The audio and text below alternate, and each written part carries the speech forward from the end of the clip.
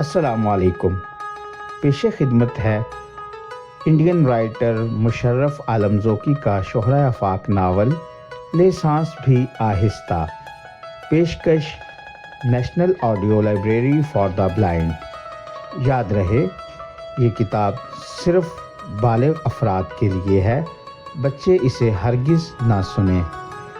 مزید معلومات کے لیے آپ ڈسکرپشن میں دیے گئے نمبر سے ہمارا واٹس ایپ گروپ جوائن کریں. شکریہ.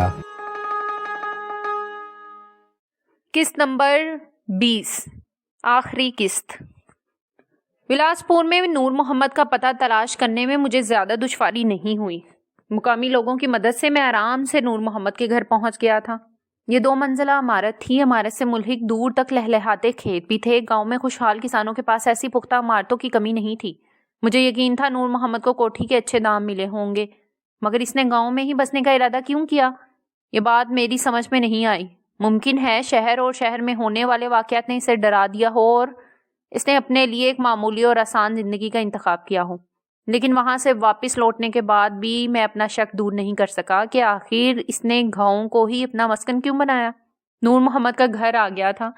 ایک پختہ سی 2 منزلہ عمارت. عمارت کے باہر ایک بڑا سا لوہے کا دروازہ. یہ دروازہ اس وقت کھلا تھا. دروازے کے ساتھ ہی ایک بڑا سا صحن. صحن میں ایک قطار سے پھولوں کے گملے سجے تھے.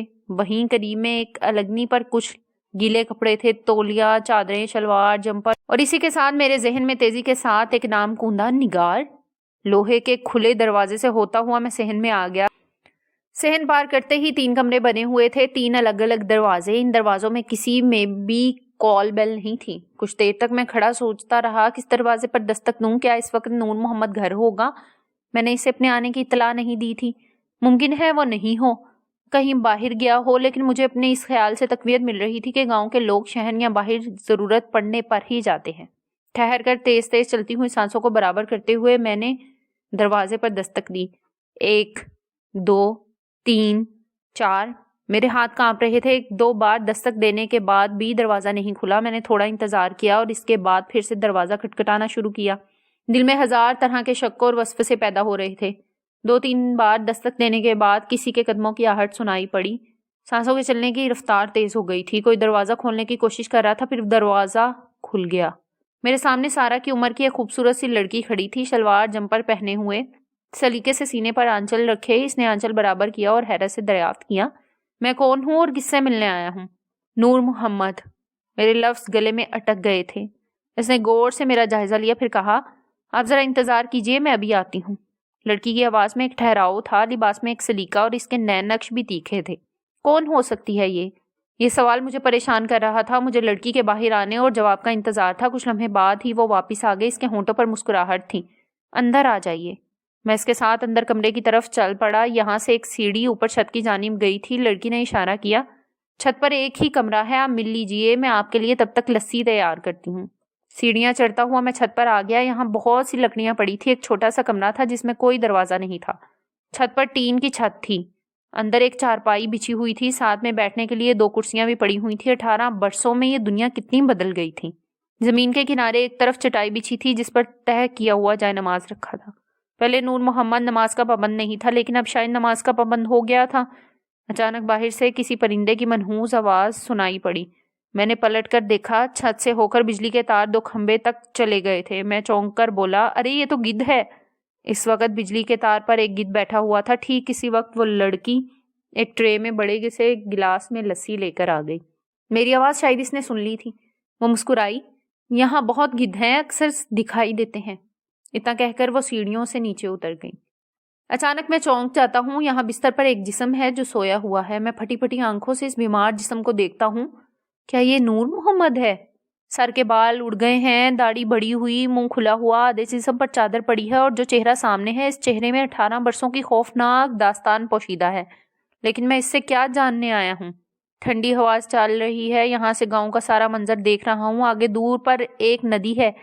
ندی کے دونوں طرف چڑھائی والے چھوٹے چھوٹے پہاڑ، دور تک درخیز اور سپاٹ زمینیں. ندی کے اس طرف لکڑی کا ایک چھوٹا سا پل، لہلہاتی ہوئی فصلیں. ایک بے حد روشن دنیا میرے سامنے ہے. لیکن یہاں ایک بیمار جسم پڑا ہے. آنکھوں کے آگے ایک ساتھ کتنی ہی پرچھائیاں گھوم گئی. نادرہ اور نگار کے وجود کے ساتھ ایک سہما سا چہرہ جو بلند شہر کی کوٹھی چھوڑ کر جا رہا تھا۔ وہ جا رہا ہے کوئی شب غم گزار کے، لیکن یہ غم کی رات بھی کتنی انوکھی تھی۔ نادرا کا سہما سا چہرہ آنکھوں میں ابھرتا ہے، کیوں نہیں چھینا مجھے جبکہ تم آسانی سے چھین سکتے تھے مجھے۔ پھر معصوم سی نگار کی طرف اشارہ، تم اس کا خیال رکھو گے نا؟ نادرا کا آخری سفر اور نگار کا اپنے آنسوؤں کے ساتھ بڑا ہونا، مجھے سب کچھ یاد آ رہا تھا۔ 18 سال پہلے کی ایک ایک باتیں زندہ ہو گئی تھی، پہاڑ گم تھے اور میں بلند شہر کی یادوں میں کھو گیا تھا۔ پھر وہ گھبرایا سا نور محمد کا چہرہ، اب اس میں ایک طلب جاگ گئی ہے۔ میرے اندر ایک جھناکا ہوا تھا تب بھی اور اس وقت میں بھی، جب ان یادوں کو دوبارہ کریدنے کی کوشش کر رہا ہوں۔ اس وقت بھی میرے جسم پر گہرا سناٹا حاوی تھا اور اس وقت بھی چہرے جیسا ایک بت میں تبدیل ہو گیا ہو۔ کیا میں نے نگار کا خیال رکھا یا بس اس ہونی کو تسلیم کرتا رہا جس کی کہانی بے رحم وقت نے تحریر کرنا شروع کر دی تھی؟ کیا میں سچ مچ اتنا باج تھا کہ کسی بھی قسم کی کوئی مداخلت نہیں کر سکتا تھا؟ یا میں سچ مچ نادرا کو پیار کرتا تھا؟ یا پھر یہ پیار جسم کے حصے میں جاگتی بھوک سے زیادہ نہ تھا؟ اس لیے کہ اگر یہ پیار ہوتا تو نادرا کے آخری لفظوں کی حرمت برقرار رکھتا۔ نور محمد کے منع کرنے کے باوجود میں نگار کی خبر رکھتا۔ قدرت نے اچانک ایک بے حس وجود میں ایک طلب جگا دی تھی، لیکن میں اسے روک تو سکتا تھا۔ اندر ایک بے رحم بارش کی شروعات ہو گئی ہے۔ عبدالرحمن کاردار، تم نے کبھی نگار کو اپنا سمجھا ہی نہیں۔ تم صرف نادرا نادرا کرتے رہے اور وہ اسی نادرا کی بیٹی تھی۔ بیمار تھی تو کیا ہوا، نور محمد بھی تو تھا، لیکن نور محمد ایک باپ تھا۔ اور تم اندر آتش بازیاں چھوٹ رہی ہیں۔ تم صرف سہل پسندی کے راستے پر چلے کاردار، جہاں محمد ملی وہاں سر جھکایا، محبت کی ذمہ داریاں لینے کو تیار نہیں تھے تم۔ یہ کیسی محبت تھی کاردار؟ تم نے تو کبھی محبت کی ہی نہیں۔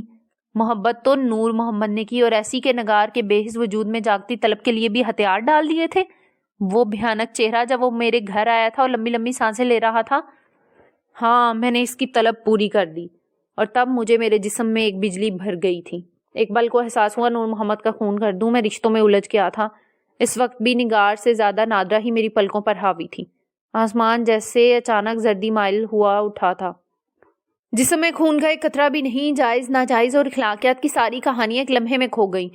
نور محمد کا برسوں پرانا چہرہ میری آنکھوں کے آگے لہرایا۔ بھیا کوئی راستہ نہیں تھا، میں بس اسے زندہ دیکھنا چاہتا تھا۔ یہ نہیں ہوتا تو وہ مر جاتی، میں اس کا مرنا برداشت نہیں کر سکتا تھا۔ اخلاقیات کے سارے بت ایک ہی لمحہ چور چور ہو گئے۔ میں تہذیب کی اس عمارت سے قطعی طور پر ناشنا تھا۔ کیا قدرت کے انتقام ایسے ہوتے ہیں؟ کیا قدرت ہر بار ہم سے نئے طریقے سے انتقام لیتی ہے؟ اور شاید اسی لیے نور محمد کے بلند شہر سے جانے کے بعد میں نے بھی قدرتی آشیانے یعنی پہاڑوں میں پناہ تلاش کی تھی۔ میں بت میں تبدیل ہو چکا تھا۔ وہ مجھ سے ذرا سے فاصلے پر وہ کھڑا ہے، وہ نور محمد، وہ اٹھ گیا ہے بستر سے اٹھ کر۔ کب وہ میرے قریب آ کر کھڑا ہو گیا مجھے پتہ بھی نہیں چلا۔ وہ جھک گیا ہے اور اس وقت برسوں کا بیمار نظر آ رہا ہے۔ اس کے تھر تھراتے ہاتھ مجھے چھونے کی کوشش کر رہے ہیں۔ پھر اس کی آنکھوں میں ایک ہلکی سی چمک نمودار ہوئی۔ بھیا، وہ مجھے چھو کر دیکھنے کی کوشش کر رہا ہے کہ یہ کوئی خواب تو نہیں۔ ایک عجیب سی چمک اس کی آنکھوں میں لہرائی ہے۔ ایک ساتھ بہت سے پرندے آسمان پر اڑتے چلے گئے ہیں۔ یہ national audio library for the blind کی آواز ہے۔ میں خیالوں کے گہرے سمندر میں ہوں جہاں لہریں مجھے فنا تو کر سکتی ہیں، میری زندگی مجھے واپس نہیں کر سکتی۔ وہ کھانس رہا ہے۔ کھو کھو، آنکھیں عجب طرح سے پھیل گئی ہیں۔ کھو کھو، آنکھوں سے پانی کے قطرے گرتے ہیں۔ مجھے کوئی پرانا قول یاد آتا ہے، سارے انسان برابر ہیں، اللہ نے سب کو ایک جیسے حقوق دیے، ایک جیسی زندگی، ایک جیسی خوشی اور ایک جیسی زندگی۔ سانسیں الجھ گئی ہیں۔ میں اس کا چہرہ دیکھ رہا ہوں، عجیب سی الجھن، جیسے کوئی بات اندر اٹک گئی ہو جسے نکالنے کے لیے وہ بے چین ہو۔ اس درمیان وہ لڑکی 2-3 بار آئی، کبھی پانی دینے کے لیے، کبھی چائے کے لیے۔ ہر بار اسے دیکھتے ہوئے ذہن میں جھناکے ہوتے رہے۔ کون ہے یہ؟ آنکھوں میں بیمار نگار کا عکس گھوم رہا تھا۔ میں شدت سے اپنے ہی احساس سے الجھ رہا تھا کہ یقیناً نور محمد نے نگار کا ابورشن تو کرا ہی لیا ہوگا، کیونکہ جو کچھ ہوا تھا میری باتیں سچ کی تہہ تک جاتی ہوئی زبردست کشمکش یا اذیت کا شکار ہو جاتی تھیں۔ اگر نگار کا ابورشن ہو گیا تھا تو پھر یہ لڑکی، یقیناً یہ لڑکی 17-18 سال کی ایک خوبرو لڑکی تھی، نئے نقش تیکھے، لابنی، اور کہیں سے بھی وہ ایک گاؤں والی نہیں معلوم ہو رہی تھی، بلکہ اس لڑکی میں ایک رکھ رکھاؤ تھا، کرینہ تھا۔ ذہن میں کچھ ٹوٹ ٹوٹ کر بکھر رہا تھا۔ میں گہرے صدمے میں تھا، جیسے ہر بار قدرت ایک تماشا دیکھتی ہے اور ہر بار خاموشی سے اپنی تباہیاں بھیج دیتی ہے۔ ہر بار یہ دنیا نہیں ہو جاتی ہے، باہر بار یہ دنیا بدل جاتی ہے۔ خاص کر 9/11 کے حادثے کے بعد تو بالکل ایک نئی دنیا سامنے تھی۔ شاید ایک صلیبی جنگ تھی جہاں کارٹون بنائے جا رہے تھے، دہشت پسندی کے ہر الزام کے پیچھے مسلمان تھے اور تہذیبیں اندھیری سرنگ میں گم ہو گئی تھیں۔ نور محمد میری طرف دیکھ رہا تھا، اس درمیان وہ اپنی ترنگ میں آنے کی کوشش کر رہا تھا۔ بہت بیمار ہوں، اس کے لہجے کی برف پگھل رہی تھی۔ اچھا ہوا آپ آگے بھیا، شاید سانسیں بہت کم بچی ہیں، دیکھ رہے ہیں نا آپ، مر رہا ہوں۔ اس کی آنکھوں میں آنسو تھے۔ نہیں نور محمد، رونا نہیں، تم ہمیشہ سے مضبوط رہے ہو۔ اس پر پھر کھانسی کا حملہ ہوا تھا۔ اس نے اس درمیان خود کو سمیٹ لیا تھا۔ وقت کو کبھی سمجھ نہیں پایا بھیا، اور خدا کی حکومت کو۔ لوگ کیسے کیسے گناہ اور جرم کرتے ہیں اور شان سے جیتے ہیں۔ میرا جرم کیا تھا یا گناہ؟ وہ میری طرف دیکھ رہا تھا اور میری آنکھوں میں البیرٹ کامو کے مشہور زمانہ ناول ٹیپلنگ کا کردار ڈاکٹر ریو اتر رہا تھا، جو ہیضہ کے پھیلنے کے بعد ایک نومولود بچی کو بچانے میں ناکام ہو کر خدا سے پوچھتا ہے اس کا گناہ کیا ہے۔ کوٹھی کا گھنا اندھیرا، می پر جنات کا سایہ، ایک محبت بھی راس نہیں آئی مجھے۔ کہاں ہے آپ کا خدا بھیا؟ اگر مرنے کے بعد اس سے ملا تو ضرور پوچھوں گا بے گناہوں کو ملنے والی سزا کے پیچھے اس کی کیا مصلحت ہوتی ہے۔ اس نے آنسو پونچھے، مسکرانے کی کوشش کی۔ یہ کہانی آپ ہی کی شروع کی ہوئی تھی بھیا، یاد ہے اسکول کے زمانے میں ہم مل گئے، پھر زندگی کے ہر چھوٹے بڑے مشورے آپ سے ہی کیے، لیکن آپ، اس کا لہجہ بدل گیا تھا، وہ چلا رہا تھا، آپ نے ایک بار بھی سخت ہو کر یہ کیوں نہیں کہا کہ میں نگار کو مار دوں، دنیا کو ایک بیمار وجود سے خالی کر دوں؟ آپ حکم دے سکتے تھے، زور دے سکتے تھے، یہ گناہ ہوتا، مگر میری زندگی میں جس عذاب سے گزرتا رہا وہ دن تو نہیں آتا، لیکن نادرہ کا قرض تھا مجھ پر، کیسے مارتا، مار ہی نہیں سکتا تھا۔ اس نے آنسو پونچھے۔ جس نے کوٹھی خریدی وہ ایک زمانے میں اسی گاؤں اور اسی مکان میں رہتا تھا اور اپنے خاندان کے ساتھ گاؤں چھوڑ کر شہر میں روزگار تلاش کرنا چاہتا تھا۔ اس کے بچے بڑے ہو گئے تھے، پڑھ رہے تھے اور گاؤں میں نہیں رہنا چاہتے تھے، اور میں اس حادثے کے بعد، میرے ہونٹ کانپے جب نگار حاملہ تھی۔ ہاں، نور محمد نے گہری سانس کھینچی، اور میں اس حادثے کے بعد شہر میں نہیں رہنا چاہتا تھا، کسی ایسی جگہ جانا چاہتا تھا جہاں مجھے کوئی نہیں پہچانتا ہو۔ پھر میں نے یہ کوٹھی سے بیچ دی اور گاؤں والی زمین اور یہ گھر خرید لیا۔ یہ سب اتنی آسانی سے ہو جائے گا، مجھے اس کی امید نہیں تھی بھیا، لیکن میرے ساتھ شاید قدم قدم پر یہی ہو رہا تھا۔ تقدیر کے ساتھ ساتھ تدبیر کی ضرورت کبھی پیش نہیں آتی تھی۔ ہر جگہ، ہر موڑ پر تقدیر خود ہی ایک نئی راہ سجا دیتی تھی۔ بس میں گاؤں آ گیا، اور یہاں آنے کے کچھ دنوں بعد نگار کا ایک چہرہ سامنے تھا۔ وہ پھٹی پھٹی آنکھوں سے میری طرف دیکھتی تھی، جیسے مجھ سے باتیں کرنا چاہتی ہو، مگر وہ کیا باتیں کرتی۔ یہاں بھی اس پر لگاتار دورے پڑتے رہے۔ اس کی طبیعت رہ رہ کر خراب ہو جاتی۔ شروع میں نے گاؤں والوں سے ہر بات چھپانے کی کوشش کی، پھر گاؤں میں خود ہی یہ بات آنن فانن پھیل گئی کہ میری بیوی پر بھوت کا سایہ ہے۔ بیوی؟ میں زور سے اچھلا تھا۔ نگار حاملہ تھی اور کچھ دنوں تک یہ بات سارے گاؤں والوں کو معلوم ہونی تھی۔ میرے پاس اور کوئی راستہ نہ تھا کہ قدرت کی اس بے رحمی اور سفاکی کے آگے خاموش رہ جاؤں، اور میں یہی کر رہا تھا۔ وہ رو رہا تھا۔ ایک بیوی، ایک بیٹی، ایک بیوی بن گئی۔ میں کیا کرتا بھیا، کیسے برداشت کیا ہوگا یہ سب، آپ سوچ سکتے ہیں؟ آپ نہیں سوچ سکتے، یہ عذاب ہے، قدرت کا عذاب، اور قدرت نے اس عذاب کے لیے میرا انتخاب کیوں کیا؟ میں بس یہ نہیں جانتا۔ اس کی آنکھیں خلا میں دیکھ رہی تھی۔ کیا کبھی ایسا سوچنا بھی آسان تھا کہ مقدس رشتے یوں تار تار ہو سکتے ہیں، اور وہ بھی اس طرح ایک بیمار نظام؟ وہ بولتے بولتے ٹھہر گیا تھا۔ ایک بیمار گھر، کوٹھی کی بے روغن دیواریں، لیکن ایک تہذیب یہاں بھی روشن تھی بھیا، بلکہ یہ برسوں سے، صدیوں سے، اور ایسی تہذیب کہاں نہیں تھی؟ تب سوچنے اور سمجھنے کا موقع بھی نہیں ملا کہ میرے ساتھ یہ کیا ہو رہا ہے، یا میں کیا کر رہا ہوں، یا جو کچھ کر رہا ہوں کس حد تک جائز ہے یا ناجائز، یا جیسے میں سوچنے سمجھنے کی تمام صلاحیت سے باہر نکل آیا تھا۔ ایک کٹ پتلی جسے وقت کا فرمان ماننا تھا، اور جو کچھ ہو رہا تھا اسے آنکھیں بند کر کے تسلیم کرنا تھا، اور میں یہی کر رہا، کیونکہ آنے والے وقت کے جبر سے آگاہ نہیں تھا۔ اس درمیان وہ لڑکی پھر کسی کام سے آ گئی۔ ہمیں گفتگو کرتا ہوا دیکھ کر وہ خاموشی سے لوٹ گئی تھی۔ وقت ایک چابر شہنشاہ کی طرح جب آپ پر چابک برساتا ہے تو آپ کو ہوش آ جاتا ہے، اور یقیناً مجھے بھی اچانک ہوش آیا تھا۔ نور محمد کی آنکھیں پھیلی ہوئی تھیں، آپ ابھی تو آئے ہیں, آپ آرام کیجئے بھیا, اور ہاں کچھ مانگنا ہو تو جینی سے مانگ لیجئے گا. کسی بھی چیز کی ضرورت ہو آج آپ آرام کر لیجئے. نور محمد نے جینی کو آواز دی تھی اور مہمان خانے کی صفائی کرنے کی تاکید بھی کی. جینی سر ہلا کر واپس لوٹ گئی تھی. جینی کا تصور مجھے پریشان کر رہا تھا. میں چاہتا تو بہت آرام سے نور محمد سے اس کے بارے میں دریافت کر سکا تھا, مگر نہیں جانتا وہ کیا بات تھی جو اب تک مجھے اس کے بارے میں بات کرنے سے روکے ہوئے تھی.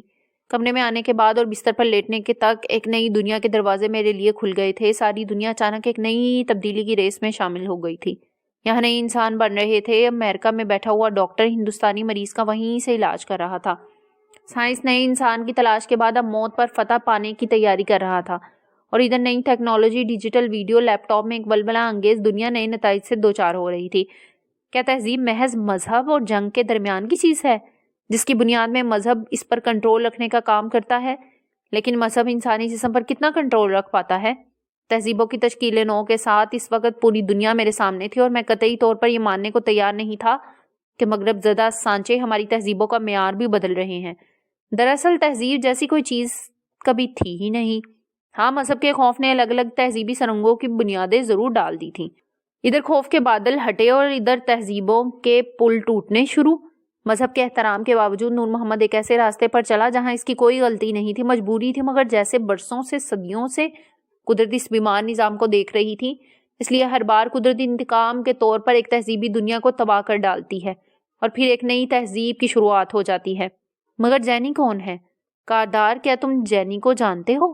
افسوس تم ڈر رہے ہو کاردار. تم پوچھو تو صحیح جینی ہے کون. ممکن ہے تم بھی جو سوچ رہے ہو تمہارا وہم ہو, جینی کوئی اور ہو.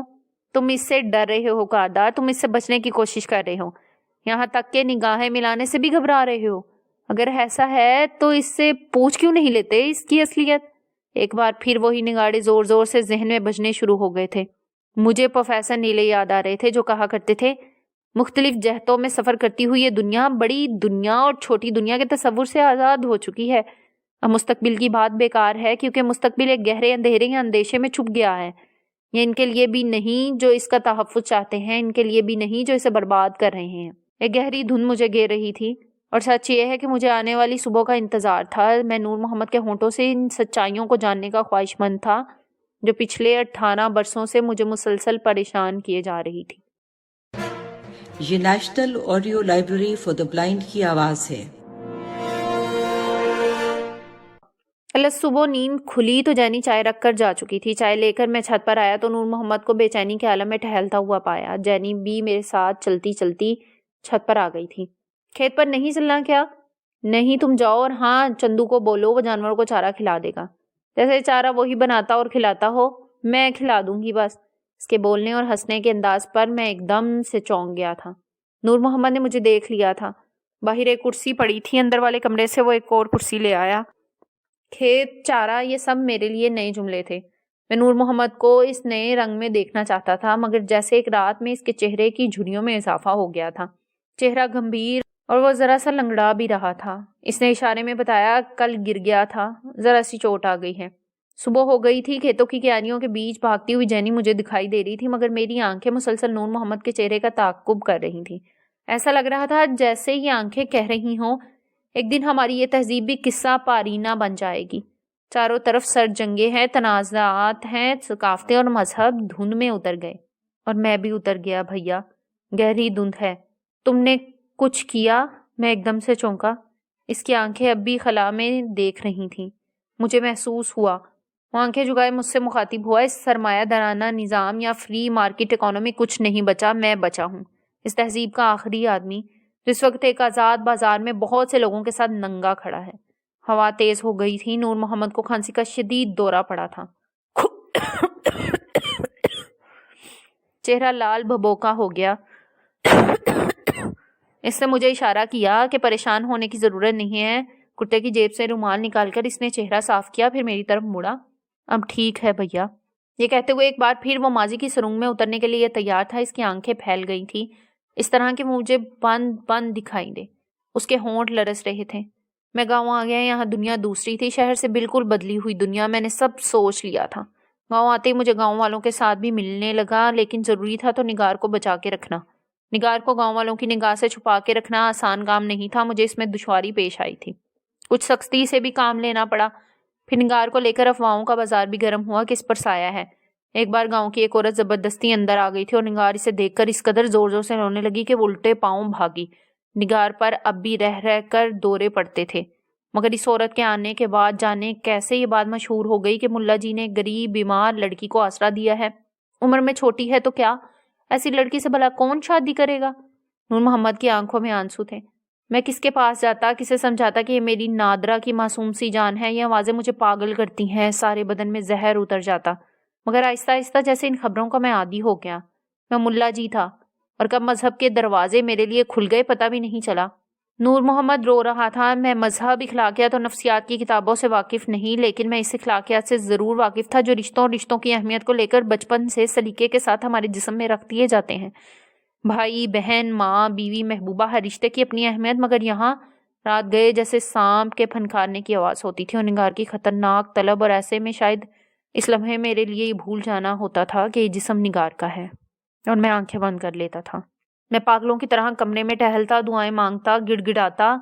یہاں سے کچھ دور پر ایک مسجد ہے. زیادہ پریشان ہوتا تو کئی بار رات میں اٹھ کر مسجد چلا جاتا، مگر اس پر ایک بار پھر کھانسی کا شدید حملہ ہوا تھا. ابھی بھی بہت سی باتیں ایسی تھی جو جاننے سے رہ گئی تھیں، لیکن اس وقت اسے آرام کی ضرورت تھی. اس درمیان جینی کھیت سے لوٹ آئی تھی. یہ پہلا موقع تھا جب میں نے چندو میاں کو دیکھا تھا. وہ نور محمد سے ٹیوب ویل کے کام نہ کرنے کی شکایت کرنے آئے تھے. لمبا قد، گندمی رنگ. نور محمد سے 5 سال ہی عمر میں کم ہوں گے، مگر جسم سے مضبوط. جینی چندو میاں سے گھلی ملی تھی اور میں نے چندو میاں کو ایک شفیق بزرگ کی طرح جینی کو سمجھاتے ہوئے پایا تھا. نہیں بیٹا، ایسے نہیں دوڑتے، یا پھر میں کھیت پر ہوں تب تک آپ کچھ پڑھ لکھ لیجئے. نور محمد چندو میاں کو ہدایت دینے کے بعد مجھے لے کر دالان والے کمرے میں آ گئے. ہم کرسیوں پر بیٹھ گئے. اس نے کرتا اور لنگی پہن رکھا تھا، داڑھی بڑی ہوئی تھی اور چہرے سے برسوں کا بیمار نظر آ رہا تھا. اس درمیان کھانسی کا حملہ کئی بار ہوا اور جب بھی کھانسی آتی اس کا چہرہ لال سرخ ہو جاتا. کرسی پر بیٹھنے کے بعد وہ دیر تک نظریں نیچی کیے سوچتا رہا. چندو میاں جینی کو بیٹی کی طرح مانتے ہیں، مگر ہیں تو پرائے. یہاں کوئی اپنا نہیں. اور میں قبر میں پاؤں پھیلائے. اس نے مجھے اشارے سے روک دیا. میں جانتا ہوں میرے پاس بہت کم عمر بچی ہے، مرنے کا غم نہیں ہے، مگر مجھے جینی فکر جا رہی ہے. جینی کا کیا ہوگا میرے بعد؟ اس نے پلٹ کر میری طرف دیکھا. گاؤں کی ہوا راس آ گئی ہے، لیکن ہے تو اکیلی. میں اس بے رحم زندگی کی جنگ میں اسے اکیلا نہیں چھوڑنا چاہتا. اس نے اچانک جھک کر میرے ہاتھوں کو تھام لیا. بھیا، بس اسی لیے آپ کو خط لکھا. کون ہے آپ کے سوا میرا؟ اور میں کس امید پر بلند شہر کے رشتہ داروں سے ملنے جاتا؟ انہیں کیا بتاتا؟ جینی کو بھی کچھ نہیں معلوم. آپ سمجھ رہے ہیں نا بھیا؟ میرے اندر نگاڑوں کی گونج شروع ہو گئی تھی. Drum drum. تو جینی؟ میری سانس ٹوٹ رہی تھی. تمہاری بیٹی نگار کی؟ ہاں. اس پر کھانسی کا دورہ پڑا تھا. بے رحم حقیقت، لیکن اس سے تسلیم کرنا ہی ہے بھائی. میری بیٹی، لیکن قدرت کا ظلم کہ اس کی ماں بھی میری بیٹی تھی. وہ رو رہا تھا. قدرت کا انتقام، اور یہی تو جاننا ہے مجھے کہ اس انتقام کے لیے خدا نے میرا انتخاب ہی کیوں کیا. میں شاید پہلی بار ہی دروازے پر جینی کو دیکھ کر جان گیا تھا کہ ہونا ہو جینی نگار کی بیٹی ہے، مگر جان بوجھ کر خود کو اس بے رحم سوال سے دور رکھتا آیا تھا. مگر اب حقیقت صاف ہو گئی تھی اور میرے جسم میں ایک ساتھ ہزاروں کی تعداد میں پٹاخے چھوٹنے لگے تھے. کیا جینی اس سچائی کو جانتی ہے؟ نہیں. وہ یہ جانتی ہے کہ اس کی ماں ایک بیمار عورت تھی اور وہ اسے پیدا کرنے کے 2 سال بعد ہی انتقال کر گئی. کیا وہ ماں کے بارے میں کچھ بھی جاننے کی کوشش نہیں کرتی؟ کرتی ہے. پہلے تو پاگلوں کی طرح اصرار کرتی تھی، مگر میں اسے کیا بتاتا بھیا؟ میں کس طرح بتاتا؟ یہ نام نگار میرے جسم کو پتھر کر دیتا ہے. ہوش ہی نہیں رہتا. میں اس نام سے دور بھاگنا چاہتا ہوں، سننا ہی نہیں چاہتا. اس نام کے ساتھ ہی میرے پورے وجود میں ایک زلزلہ آ جاتا ہے. وہ ایک بار پھر ہونٹوں پر ہاتھ رکھ کر کھانس رہا تھا. آنکھیں باہر نکل آئی تھی. اس نے لڑکھڑاتے ہوئے میرے ہاتھوں کو تھام لیا. مجھے کچھ ہو گیا تو میری جینی کی حفاظت کرو گے نا بھیا؟ بس مجھے ہاں کہہ دو، میں پھر آرام سے مر سکوں گا. ہاں. میں نے مضبوطی سے نور محمد کے ہاتھوں پر ہاتھ رکھا. میری آنکھوں میں نادرہ کا چہرہ ابھر آیا تھا. کہیں ایک قرض تھا مجھ پر، ایک محبت کا قرض. شاید پہاڑ میرے لیے فرار کا ایک راستہ تھا. ایک قرض مجھے پریشان کر رہا تھا، اور اب جینی کو ساتھ رکھ کر میں اس قرض کو کسی حد تک کم کر سکتا تھا. میری آنکھوں میں آنسو تھے. آواز لرز رہی تھی. نور محمد، کچھ بے رحم سچائیوں نے ہم دونوں کو ایک ہی راستے کا مسافر بنا دیا تھا. تم پیار نبھاتے ہوئے جرم کا احساس کرتے رہے اور میں نہ نبھاتے ہوئے جرم کے احساس میں شامل رہا.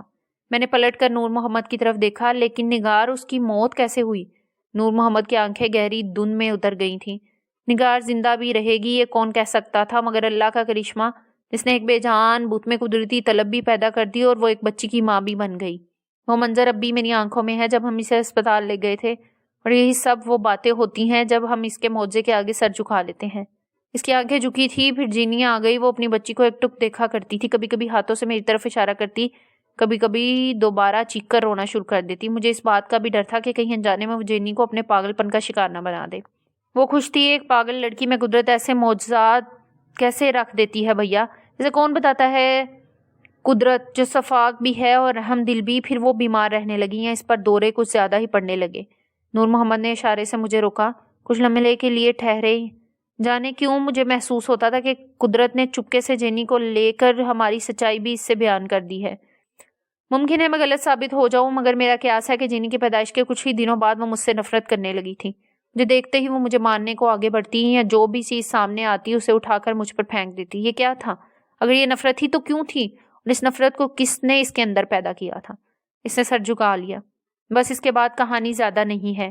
جینی کی پیدائش کے 2 سال کے اندر ہی وہ نادرا کے پاس چلی گئی اور مجھے ایک نئی آزمائش میں ڈال گئی۔ ویسے بھی وہ زندہ رہتی تب بھی جینی کی ذمہ داری تو مجھے ہی ادا کرنی ہوتی۔ وہ رو رہا تھا۔ جینی کیا لگتی ہے؟ میری بیٹی؟ تو پھر نگار کیا تھی؟ نگار اگر نادرا کی بیٹی تھی تو؟ بس نور محمد، میں نے اس کے کندھے پر ہاتھ رکھا۔ کچھ رشتے انجانے ہوتے ہیں، زیادہ کریدو گے تو ہاتھ جل جائیں گے۔ بس سوچنا بند کرو۔ دنیا کے سارے رشتے اپنے ہیں اور ہر رشتے میں ایک احساس سانس لے رہا ہے۔ کچھ رشتوں کی تعریف ہم انسانوں نے ہی گڑھی ہے اور کبھی قدرت اس تعریف کو ایک تجربے کے تحت الٹ دیتی ہے۔ میں نے اس کے ہاتھوں پر اپنا ہاتھ رکھا۔ سوچو مت، تمہارا سارا خوف اسی سوچ کو لے کر ہے۔ تہذیبیں اپنی عمارت کا بوجھ خود اٹھاتی ہیں نور محمد، اور ہاں، اب دیکھنا تم بہت جلد اچھے ہو جاؤ گے۔ اس درمیان کسی کے دوڑنے کی آواز آئی تھی۔ نور محمد کے ساتھ میں نے بھی پلٹ کر دیکھا۔ جینی دوڑتی اور ہانپتی ہوئی یہ خبر لے کر آئی تھی کہ کھیت والے کنویں میں ایک بچہ گر گیا ہے اور چندو میاں بالٹی لے کر کنویں میں اتر گئے ہیں۔ میری آنکھوں کے آگے سناٹا چھا چکا تھا۔ جینی جا چکی تھی۔ کچھ سوچتا ہوا میں نور محمد کی طرف دیکھتا ہوں۔ یہاں گاؤں میں ڈاکٹر ہوتے ہیں؟ ہاں بھیا، کیوں؟ کیونکہ تمہیں ڈاکٹر کو دکھانا ہے، تمہیں اور کوئی مرض نہیں ہے۔ کھانسی ٹھیک ہو جائے گی، تم بھی ٹھیک ہو جاؤ گے۔ میں اس کے ہاتھ پر پیار سے اپنا ہاتھ رکھتا ہوں۔ اور ہاں، جینی میری پوتی سارا کی طرح ہے۔ اسے جب بھی میرے پاس بھیجنا چاہو بھیج سکتے ہو، مگر سب سے پہلے تمہارا علاج ضروری ہے۔ یہ national audio library for the blind کی آواز ہے۔ ایک بے رحم اور شفاق کہانی نے اپنے پنکھ سمیٹ لیے تھے۔ اسی دن دوپہر میں اسے لے کر گاؤں کے ڈاکٹر سے ملا۔ وہ ایک شہری نوجوان ڈاکٹر تھا۔ ڈاکٹر نے کچھ ٹیسٹ کرانے کے لیے کہے۔ دراصل مسلسل کھانسی کی وجہ سے ڈاکٹر کو اس بات کا بھی شک تھا کہ نور محمد کو ٹی بی ہو سکتی ہے۔ اگر ایسا ہے تب بھی گھبرانے کی کوئی بات نہیں ہے، کیونکہ اب باقاعدہ علاج ہے اور دوائیاں ہیں۔ نور محمد کے ساتھ میں بھی ڈاکٹر سے مل کر مطمئن تھا، اور یہ وہ لمحہ تھا جب اچانک وہ مجھے بدلا ہوا نظر آیا۔ شاید 18 برسوں کے واقعات کی کینچلی اتار کر وہ خود کو بہت ہلکا کر چکا تھا، مگر شاید میں یوں ہی چلا جاتا تو مجھے افسوس ہوتا، کیونکہ ابھی ایک ایسا منظر باقی تھا جو شاید میں خواب میں بھی نہیں سوچ سکتا تھا۔ صدیوں میں بنتی اور لمحوں میں اجڑتی تہذیب کیا ہمیشہ اپنے لیے کوئی نیا راستہ تلاش کر لیتی ہے، یا اجڑتے تباہ ہوتے ہر بار نئے سرے سے بسنے کی کوشش کرتی ہے؟ اس کا جواب مجھے دوسرے دن صبح ہی صبح مل گیا تھا۔ نور محمد کی طبیعت ٹھیک تھی اور وہ صبح ہی صبح جینی کے ساتھ کھیت چلا گیا تھا۔ جینی جینی، آواز ہوا میں لہراتی ہوئی گونج رہی تھی۔ جینی کہاں ہو؟ ٹیوب ویل سے پانی کیوں نہیں آ رہا ہے؟ آئے گا کیسے؟ ایک نکرئی کھنتی ہوئی ہنسی مجھے سنائی دی۔ چارہ کاٹنے والی مشین کے پاس جینی کھڑی تھی، گھاس کے چھوٹے چھوٹے حصے بنا کے بھینس کو کھلاتی ہوئی۔ الگ صبح گاؤں کی خوبصورتی دیکھنے کے لائق ہوتی ہے۔ جب میں سو کر اٹھا تو جینی اور نور محمد دونوں غائب تھے۔ میں ان دونوں کے تعاقب میں نیچے آ گیا۔ جانے سے قبل ان کی نئی زندگی کے حال اپنی آنکھوں سے دیکھنے کا خواہش مند تھا۔ برآمدے سے ملحق کھیت میں فصلیں لہلہا رہی تھیں، اور یہیں دائیں طرف چارہ کاٹنے کی مشین کے ساتھ 2-3 بھینسیں اور گائیں بندھی تھیں۔ میں نے نور محمد کے چلانے کی آواز بھی سنی اور جینی کے ہنسنے کی آواز بھی۔ اسی لمحے نادرا اور نگار کہیں دور کھو گئے تھے۔ بھینس کے آگے چارہ رکھنے کے بعد میں نے جینی کے الہڑ گاؤں کے حسن کو قریب سے محسوس کیا تھا۔ وہ لہراتی ہوئی ٹیوب ویل چلانے کے لیے بھاگ کھڑی ہوئی۔ اس درمیان میں اس نے صرف ایک بار میری طرف دیکھا۔ بابا بینا پریشان کر دیتے ہیں۔ اب کھیت میں فصلوں کے درمیان مریٹھا باندھے نور محمد کو دیکھنا میرے لیے ایک انکشاف تھا۔ اس چہرے سے تو میں واقف ہی نہیں تھا، اور شاید کل کے نور محمد کو دیکھنے کے بعد میں چلا گیا ہوتا تو میرے لیے اب تک کے سارے اندازے غلط ثابت ہوتے۔ بلاسپور کے آسمان پر سورج طلوع ہو چکا تھا۔ نیلے آسمان میں پرندوں کے جھنڈ پرواز کرتے ہوئے ایک جگہ سے دوسری جگہ جا رہے تھے۔ لہلہاتی فصلوں کے درمیان میں نے بیجو کاکو کو بھی دیکھا اور احساس ہوا یہ کل والا نور محمد ہے۔ حیران پریشان سہما ہوا ہر بار دکھ کی ایک نئی فصل کے ساتھ میرے سامنے، لیکن یہ نور محمد مولانا روم کی بانسری کی آواز میرے کانوں میں آہستہ آہستہ گونج رہی تھی. ہر نفس نومی شو دنیا ماں، ہر آن ایک نئی دنیا تعمیر ہو رہی ہے، ہر آن ایک دنیا بن رہی ہے. نور محمد نے مجھے دیکھ لیا تھا. وہ زور زور سے ہاتھ ہلاتا ہوا جینی پر برس رہا تھا. آج پھر تم نے اٹھنے میں دیر کی، جانور کو چارہ کھلا دیا. اور مسکرا کر گردن ہلا کر میری طرف دیکھ رہی تھی. پہلے ٹیوب ویل کھولو اور اب چارہ کھلا دیا. بابا تو بھلکڑ ہیں، ایک کام دے کے دوسرا کام ہی بھول جاتے ہیں. آج پہلی بار وہ اس قدر کھل کر مجھ سے بات کر رہی تھی. مجھے بابا نے سب بتا دیا. بابا آپ کو بھیا کہتے ہیں، ابھی آپ رہیں گے نا انکل؟ نٹکھٹ سی نادرا میری آنکھوں کے سامنے تھی، بلند حویلی میں ادھر ادھر ناچتی ہوئی، چھوٹے چھوٹے ننے منے پاؤں سے سیڑھیاں چڑھتی ہوئی. نہیں بیٹا، مجھے واپس لوٹنا ہے، آج ہی لوٹ جاؤں گا، مگر ہاں تمہارے بابا سے بہت ساری باتیں کرنی ہیں. صبح کے تازہ تازہ لسی کے گلاس کے بعد نور محمد میرے سامنے تھا. اس بار مریٹھا سر سے نکال کر اس نے کندھے پر رکھ لیا تھا. اس کی آنکھوں میں سوال تھے. چاہتا تھا کہ میری زندگی بھی آپ دیکھیں. 18 سال میں ایک دنیا بدل جاتی ہے بھیا. شہر کا آدمی گاؤں آ گیا اور میری پوری دنیا بدل گئی، تہذیب بھی. وہ نظریں چرا رہا تھا. اکثر خیال آتا ہے جنہی کو سب کچھ سچ سچ بتا دوں، مگر ڈر جاتا ہوں. کیا بتاؤں اسے؟ نادرا، نگار، مجھ سے وابستہ یہ خوفناک کہانی، یہ خوفناک حقیقت. آج اتنے برسوں بعد سوچتا ہوں تو یقین نہیں آتا کہ سب میرے ساتھ گزر چکا ہے. میں آہستہ آہستہ اس کے کندھے تھپتھپاتا ہوں. بجو کے سر کے پاس سے اڑتا ہوا کاؤں کاؤں کرتا ایک کوا گزر گیا ہے. دیکھو آج تم ہلکے لگ رہے ہو، کہیں سے بھی بیمان نظر نہیں آ رہے.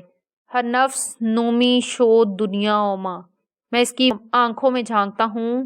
اتیت یا ماضی یاد رکھنے کے لیے نہیں ہوتا نور محمد، سب بھول جاؤ. بلند شہر اور وہاں کی یادوں سے دور نکل کر تم ایک نئی دنیا، نئی بستی، ایک نئی تہذیب آباد کر چکے ہو. اس تہذیب میں پرانی تہذیب گھولنے کی حماقت بھی نہ کرنا. یہ جنی تمہاری بیٹی ہے، بس اتنا ہی یاد رکھنا.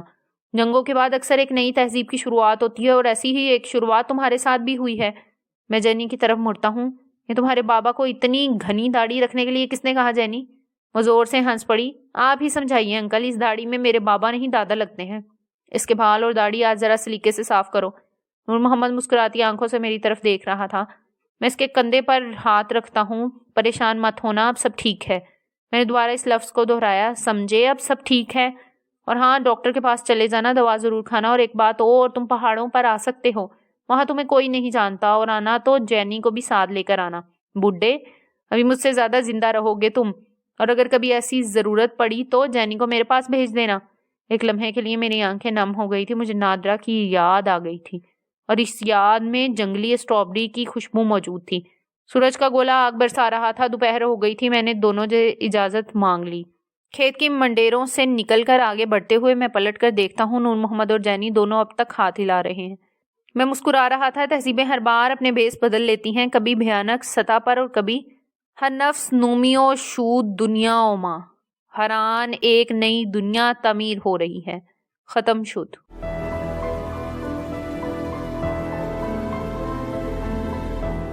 اگر آپ نے ہمارا چینل سبسکرائب نہیں کیا تو ابھی سبسکرائب کریں اور ساتھ ہی بیل آئیکن پر کلک کریں تاکہ ہماری نئی آنے والی بکس کی اپڈیٹس آپ کو ملتی رہیں. لائک کریں، شیئر کریں اور کمنٹس کر کے اپنی رائے کا اظہار کریں، اور یہ بھی بتائیں کہ آپ کو ہماری بکس کیسی لگتی ہیں. مزید معلومات اور ڈسکشن کے لیے ڈسکرپشن میں دیے گئے لنک پر کلک کر کے ہمارا واٹس ایپ گروپ جوائن کریں. شکریہ.